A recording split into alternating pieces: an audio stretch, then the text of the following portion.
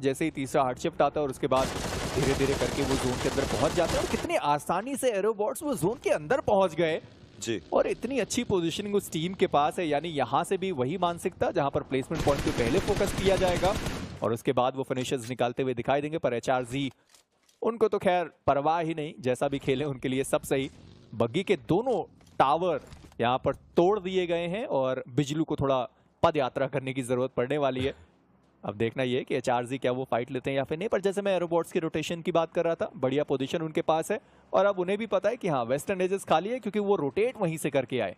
VXT के players अलग अलग सिचुएटेड हैं। ये VXT का एक प्ले स्टाइल है, आप मान सकते हैं 1-to-1 का स्प्लिट मिरामार में इंफॉर्मेशन एक दूसरे को दी जा सकती है।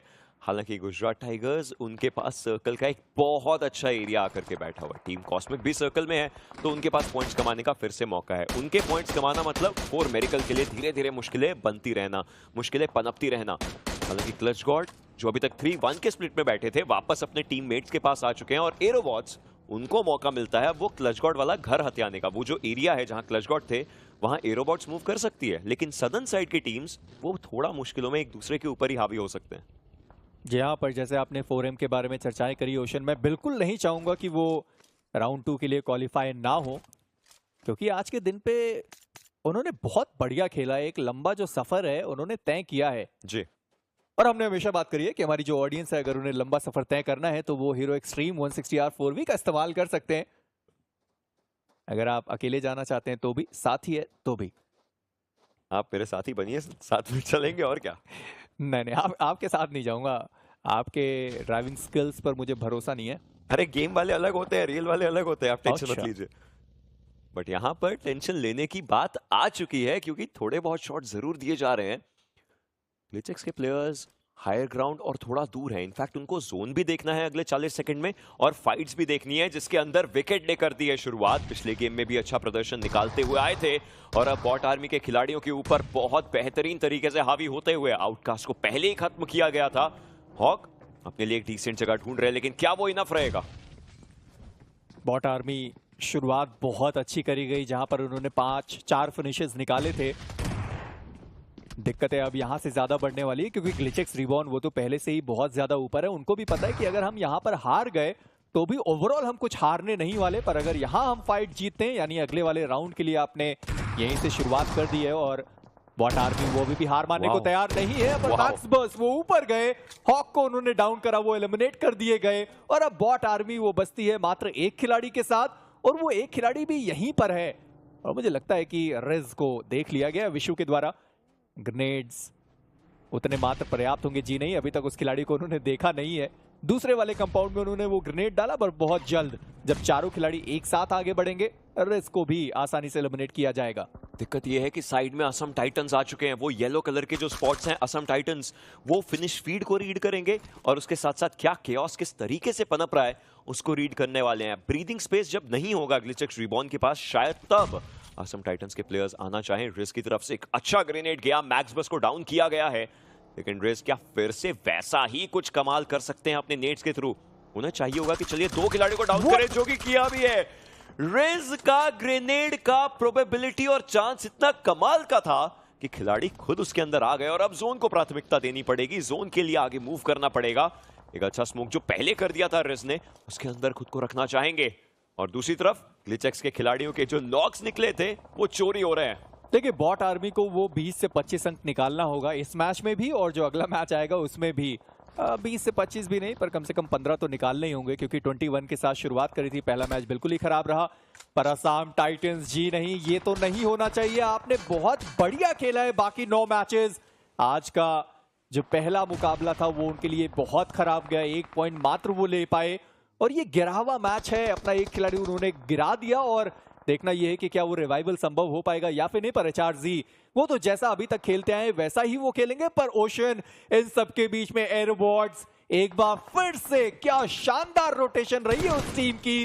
जोन के अंदर हाई रिज एडवांटेज, कंपाउंड्स भी उस टीम के पास। बहुत अच्छा एरिया एरोबॉट्स ने होल्ड कर रखा है। उनके पीछे बस एक टीम है जो शायद उनका सिरदर्द बन सकती है, वो है वर्सेटाइल VXT के खिलाड़ी जो हायर ग्राउंड पर पीछे 1-1-1-1 का स्प्लिट लेकर के बैठे हैं। तो चारों प्लेयर्स अलग अलग जगहों पर हैं और उनको आगे मूव करना पड़ सकता है, लेकिन ऐसा लगता है कि उनकी नजर ऑनर्ड राइवल्स की तरफ आ चुकी है और ऑनर्ड राइवल्स के प्लेयर्स भी अलग अलग दिशाओं में। रेज एक और खिलाड़ी को टेक डाउन कर चुके हैं ग्लिचेक्स रिबॉर्न के, क्या वो चौथा भी लेकर के जा सकते हैं? क्या चारों खिलाड़ी रेज के द्वारा खत्म होंगे?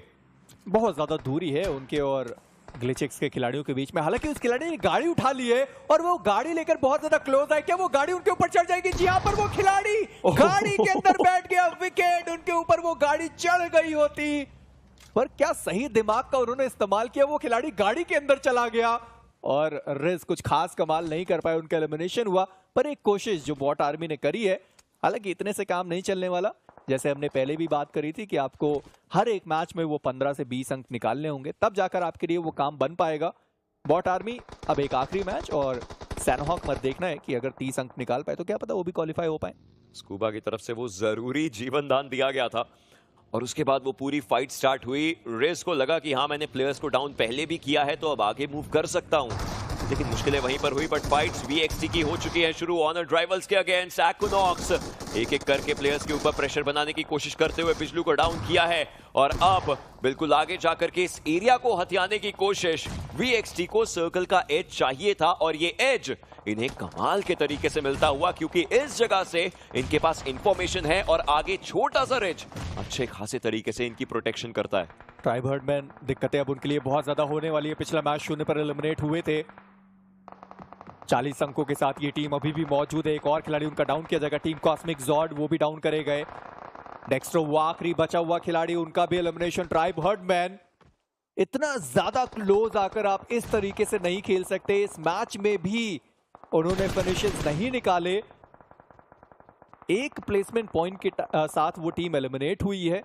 इतने से तो काम नहीं बनने वाला, काफी मुश्किल। इनफैक्ट ट्राइब हर्डमैन के लिए अब रह जाएगा एक मुकाबला और उस एक मुकाबले के लिए उनकी तकदीर इनफैक्ट बनती है। 2 पॉइंट्स उनके पास आए जरूर, लेकिन उससे ज्यादा वो कुछ कर नहीं पाए। क्रिम्सन पिछले गेम में अपनी टीम को सुपरनोवा गैलेक्सी बनाया था इन्होंने। कॉस्मिक लेवल का गेम प्ले क्रिम्सन की तरफ से आया था। इस बार अभी तक तो चलिए फिनिशेस नहीं है, लेकिन ऐसा लगता है प्लेसमेंट ओरिएंटेड गेम प्ले खेलने का जो तरीका है इनका वो काम में आता हुआ। और गुजरात टाइगर्स एक अच्छा एरिया, लेकिन इन सबको सर्कल में जाना है और सर्कल में जाने के लिए इनके सामने एरोबॉट्स के खिलाड़ियों की चुनौती हो सकती है, क्योंकि जैसे ही आगे जाएंगे एरोबॉट्स उन्हें देखने की कोशिश करेंगे। एरोबॉट्स ओशन, एरोबॉट्स क्या शानदार रोटेशन रही है। अभी भी वो टीम जोन के अंदर है और उनके पास कंपाउंड का इतना शानदार कवर भी मौजूद, जहां पर 2 खिलाड़ी अभी भी पीछे रहेंगे। पर गुजरात टाइगर्स क्रिम्सन को उन्होंने देख लिया, रिवाइव होने का बिल्कुल मौका दिया नहीं। HRG वर्सेस ग्लिचेक्स रिबॉर्न, उनकी फाइट की शुरुआत हुई। विकेट वहां पर डाउन करेंगे गुजरात टाइगर्स। अभी भी जोन के अंदर जाना उनका बाकी रहेगा। ग्लिचेक्स रिबॉर्न उनकी फाइट होना तय है। मोलोटॉव का बढ़िया इस्तेमाल। स्कूबा आखिरी खिलाड़ी बचे हुए थे, उनका भी एलिमिनेशन। ग्लिचेक्स रिबॉर्न 7वें स्थान पर बाहर। पर HRG बीस्ट 5 फिनिशेस निकाले उस खिलाड़ी ने। साम्राज को टेक डाउन किया गया। रेडन अगले खिलाड़ी हो सकते हैं जिनको टेक डाउन किया जाए, लेकिन एक एक करके इस सड़क के इस तरफ और उस तरफ की टीमें एक दूसरे पर प्रेशर डालने की शुरुआत कर चुके हैं और बीस्ट अभी भी नहीं रुक रहे। वो बिल्कुल नहीं मान रहे असम टाइटंस के ऊपर अब दिक्कतें देने की उनकी कोशिश, क्योंकि असम टाइटंस के एक खिलाड़ी खुद के ही ऊपर नेड कर चुके हैं। ऐसे में बीस्ट को हरी झंडी मिलती है, वो और आटो आगे की तरफ को मूव कर सकते हैं, इस एरिया के एज को हथिया सकते हैं। लेकिन एरोबॉट्स रेडन के ऊपर हावी होते हुए 5 टीमें एक दूसरे के साथ एक अलग मेंटल गेम खेलती हुई फाइनल जोन में, जिसमें एरोबॉट्स और VXT की फाइट बहुत ज्यादा जरूरी। एरोबॉट्स उन्हें ये फाइट हर हाल में जीतनी है। अगर वो नहीं भी जीतते तो कम से कम वो जो फिनिशेस है वो उन्हें उठाकर लेकर जाने की जरूरत। एक्विनॉक्स के करीब वो ग्रेनेड गिरा जरूर है, बट कैरी इसी बीच वो भी सम्राट के ग्रेनेड से डाउन करे गए। एक और ग्रेनेड आया और जो दोनों खिलाड़ी डाउन पड़े हुए थे वो समाप्त कर दिए गए। वाइपर और मोहित बचते हैं 2 खिलाड़ी गुजरात टाइगर्स। दिलचस्पी वो भी दिखा सकते हैं इस फाइट के अंदर, पर असम टाइटंस उनको कैसे ना कैसे करके वो फिनिशेस निकालने पड़ेंगे। HRG को अगर वो एलिमिनेट करते हैं, सिचुएशन काफी बढ़िया असम टाइटंस के लिए भी हो सकती है, क्योंकि अगर यहां वो एलिमिनेट हुए तो भी बस 3 प्लेसमेंट पॉइंट उनको मिलेगा। और मैं बात कर ही रहा था कि HRG से वो फाइट लेने की जरूरत, वो बाहर निकले, उन्होंने 2 खिलाड़ियों को डाउन करा और अब असम टाइटंस, ये मैच उनके लिए जरूरी था बढ़िया खेलते हुए। उन्हें सर्वाइव करना है। डेस्परेट मूव्स है, लेकिन डेस्परेट मेजर्स भी चाहिए। एरोबॉट्स के प्लेयर्स अपने लिए डिसेंट जगह रख करके बैठे हैं और VXT के सोमराज आगे जाते हुए गाड़ी लेकर के, लेकिन अब उन्हें टेक डाउन किया जाएगा। दूसरी तरफ गुजरात टाइगर्स भी इस फाइट को देख रहे हैं, भांप रहे हैं, परख रहे हैं। VXT के प्लेयर्स एक एक करके एरोबॉट्स के खिलाड़ी को खत्म करने की कोशिश करते हुए एक आखिरी खिलाड़ी बचे हैं और वो अभी भी सर्वाइव करते हुए 1 एचपी पे रेडन उनका खात्मा करने जा रहे हैं, लेकिन उनके डीबीएस में एमो नहीं है जिस चक्कर में वो खत्म हो सकते हैं। M4 का इस्तेमाल कर रहे थे बट वाइपर एक और प्लेयर को लेकर के गए।